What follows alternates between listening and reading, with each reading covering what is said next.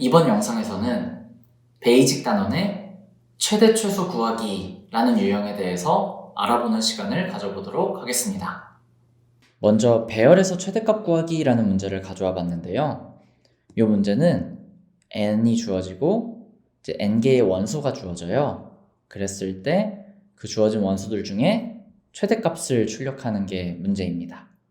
그래서 이 배열 안의 원소의 범위는 -2의 31승부터 2의 31승 빼기 1 사이의 범위를 갖는다 라는 조건을 갖고 있다고 생각을 해봅시다. 이 예시를 보면 n이 5고 5개의 원소가 이렇게 주어졌을 때 이 중 최대값을 구하는 문제이기 때문에 답은 -2가 됩니다. 그래서 이 문제를 초기값을 잘 설정해서 해결해보는 걸로 생각해 볼 수 있어요. 그래서 그게 무슨 말이냐, 일단 이 코드를 한번 봐주시면 10불불로 된 코드를 한번 가져와 봤는데요. 5개의 원소가 주어졌고요. 맥스 밸류를 0으로 초기화했다고 생각해 봅시다. 그럼 0부터 5 되기 전에 4까지 5개의 원소를 보면서 지금까지의 최대값보다 현재 들어있는 원소의 값이 더 크면 지금까지의 최대값인 값을 어떤 갱신을 해줘야겠죠. 왜냐면 최대가 바뀌어야 되는 순간이 온 거니까. 그래서 최대값을 변경을 해주면 되고, 그래서 이 최대값을 출력해주면 되겠구나 싶은데요. 이 코드는 실제로 수행했을 때 저희가 예상하는 올바른 답인 -2가 나오지 않아요. 왜 그럴까요? 그 이유를 잘 한번 생각해보면 맥스 밸류라는 것 자체가 지금 초기값이 0으로 채워져 있죠. 그러다 보니까 어떤 값을 돌아도 입력으로 주어진 값이 다 음수다 보니까 값이 갱신이 되는 경우가 없어요. 그러니까 이 0이라는 의미가 지금까지의 최대가 0이야 라는 의미가 아니었고 그냥 초기화를 해야 되니까 0으로 초기화를 했다 정도의 느낌이었을 텐데 그게 올바른 답을 구하지 못하도록 만드는 원인이 되어버린 거죠. 그러면 이 코드를 도대체 어떻게 고치면 -2라는 값이 실제로 최대값으로 출력이 될 수 있는가? 그래서 첫 번째 방법, 저희가 이제 학교 컴공 수업을 들으면 최대 구할 때 가장 많이 쓰는 방법이에요. 첫 번째 원소를 초기값으로 설정해 주는 거다. 그러면 나머지 원소들, 두 번째부터 n번째 원소들에 대해서 확인하면서 지금까지 구한 최대보다 현재 원소가 더 크면 최대값을 갱신해주는 식으로 진행을 하면 이 포문이 다 끝났을 때 원하는 최대를 구할 수 있는 게 보장이 되겠죠. 왜냐면 첫 번째 원소를 초기값으로 하게 되면 요거보다 더 큰 숫자가 나오면 갱신이 되는 거고, 그렇지 않으면 갱신이 되지 않는 거기 때문에 요 초기값이 문제가 되는 경우가 생기지 않을 거라고 생각해 볼 수 있어요. 다음과 같은 방식으로 이제 해결을 한다고 배웠는데, 제가 그렇지 않은 방법은 없을까? 그래서 두 번째 방법에 대해서 소개를 한번 드려보려고 해요. 여기 보면 climits라는 걸 10불불에서 쓰면 int민이라는 걸 가져다 쓸 수 있어요. 그래서 입력으로 주어진 범위가 이제 10불불 기준 int 범위라고 주어졌기 때문에 int민이 실제로 요 -2의 31승을 의미하거든요.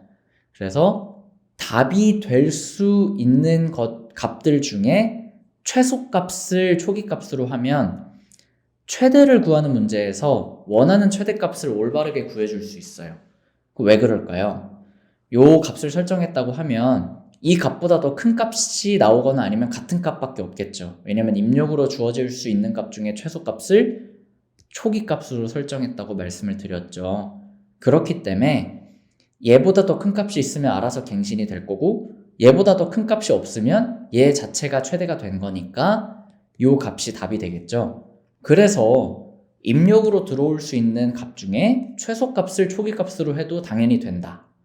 파이썬 같은 경우에는 cstat max 사이즈가 굉장히 큰 값을 의미하거든요. 그래서 거기에 마이너스를 붙이면 int민이라고 저희가 그냥 편의상 생각해 볼 수 있겠고, 엄밀하진 않지만 그 값을 초기값으로 세우면 원하는 답을 똑같이 얻어줄 수 있다 라는 걸 확인해 볼 수 있습니다.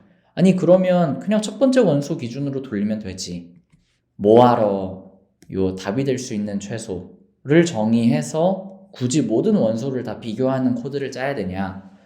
앞으로 코딩 테스트를 준비하시다 보면 시뮬레이션 문제를 풀게 되거나 뭐 완전 탐색 문제를 풀게 되거나 할 때 어떤 경우가 생기냐면 첫 번째 원소라는 걸 정의하기가 되게 어려워지는 순간이 와요.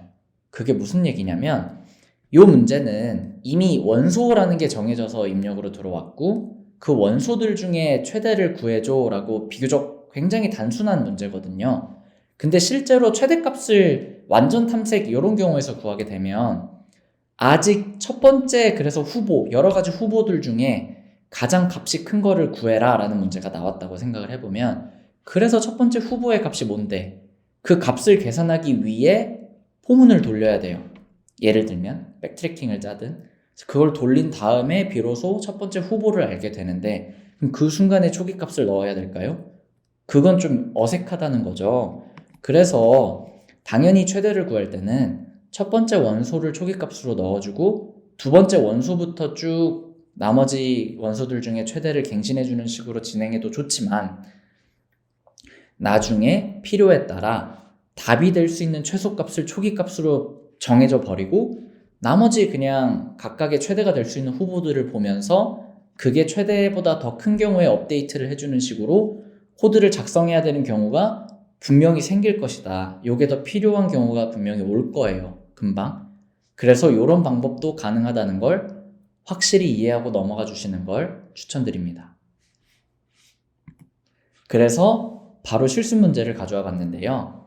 n개의 숫자 중 최소라는 문제고요. 이 문제 역시도 libro스코드.com의 최대 최소 베이직 단원의 최대 최소 유형에 가보시면 n개의 숫자 중 최소라는 문제가 기본 문제라고 쓰여져 있을 거예요. 그래서 이 문제에 대한 코드를 작성해서 이 문제를 꼭 제출해서 이 문제를 제대로 이해하고 최대 최소라는 단원을 일단 제대로 이해했는지에 대한 검증을 받아보시는 걸 적극적으로 추천드립니다. 그래서 이 문제가 어떤 문제인지를 먼저 살펴보면 n개의 정수가 입력으로 주어지고 또 그 중에 그랬을 때 최소값을 구하래요. 그럼 이 6개가 주어졌다고 하면 최소값이 2죠. 근데 이 최소값을 갖는 원소의 개수도 옆에다 출력해 주래요. 최소값이 2고 2가 2개 있죠. 그래서 2. 그래서 이 예시에서는 답이 2가 됩니다. 그래서 이 문제를 이제 꼭 열심히 풀어보시고 그 다음에 제가 설명드리는 해설을 보는 걸 추천드릴게요. 그래서 이 문제를 한번 열심히 풀어봐 주시기를 바랍니다. 꼭 만점을 받아 주시기를 바랍니다. 네, 그러면 다들 열심히 풀어주셨다고 생각하고 해설을 진행해 보도록 하겠습니다. 제가 첫 번째로 들고 온 방법은 가장 심플한 방법이에요. 대부분 이렇게 생각을 해봐 주셨을 것 같은데 반복문 2번으로 해결이 된다는 겁니다. 그래서 첫 번째는 앞에서 저희가 최대 구하는 방법에 대해서 배워봤죠. 그래서 이번에는 비슷한 방법으로 6개의 원소를 다 보면서 그 중에 최소값을 구합니다. 최소값이 2라는 걸 알 수 있어요.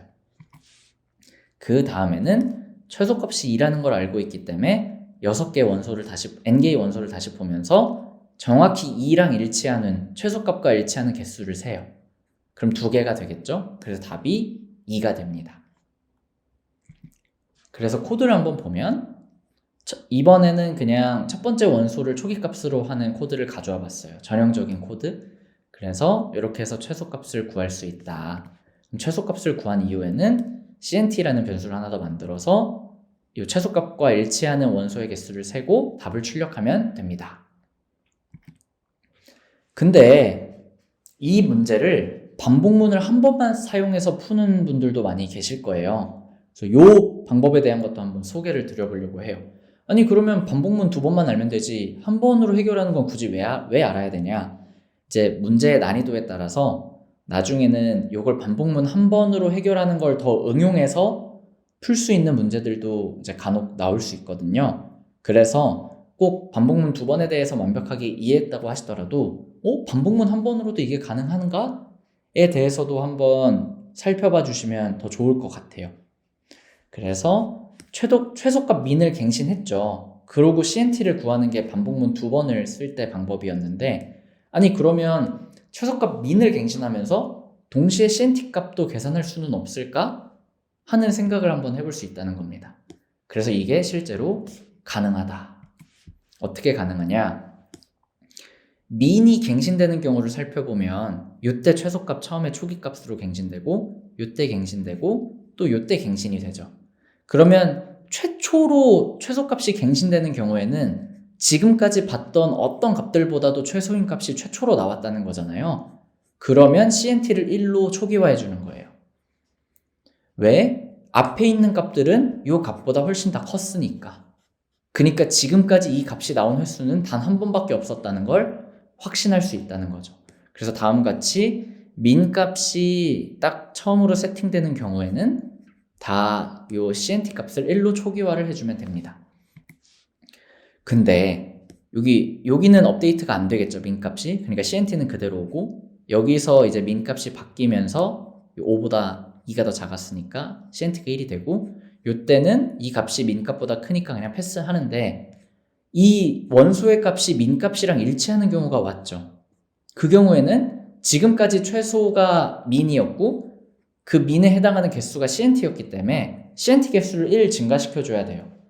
그래서 민 값이 새로 갱신되는 경우에는 CNT를 1로 초기화해주고 현재 원소의 값이 민 값과 일치하는 경우에는 CNT를 1 증가시키는 방법으로 해결할 수 있다는 겁니다.